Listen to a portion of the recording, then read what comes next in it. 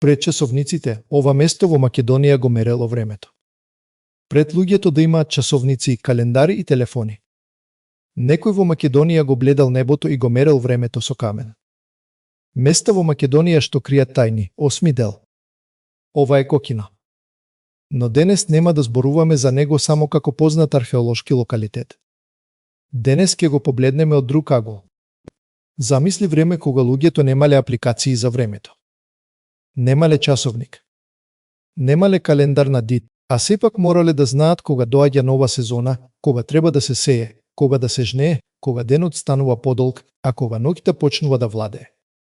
И токму тука започнува мистеријата. На ова место карпите не изгледаат како обични карпи. Некои од нив се поставени така што изгледаат како природни маркери. Место од каде што може да се следи изграј сонцето, движењето на светлината и промените на небото. Прашањето е: дали ова било само случајна карпеста формација?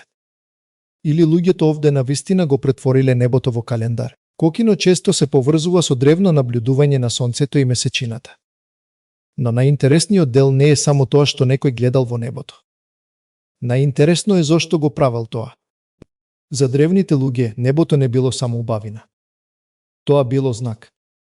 Сонцето кажувало кога започнува нов циклус. Месечината го делела времето. А камените точки може би им помагале да разберат кога природата се менува.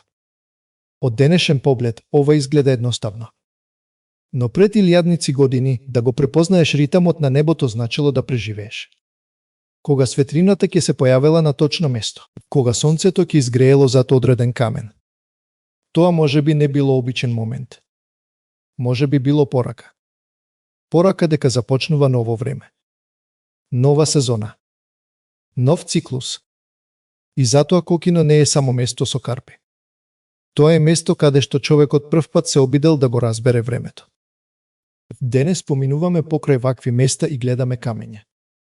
Но може би древните луѓе гледале нешто повеќе. Гледале ред. Гледале знаци. Гледале небо што зборува. Дали Кокино е само археолошки локалитет? Или е доказ дека луѓето во Македонија многу одамна го следеле времето на начин што денес речиси го заборавивме? Ова беше Кокино, местото каде каменот, сонцето и времето се сретнале во една мистерија.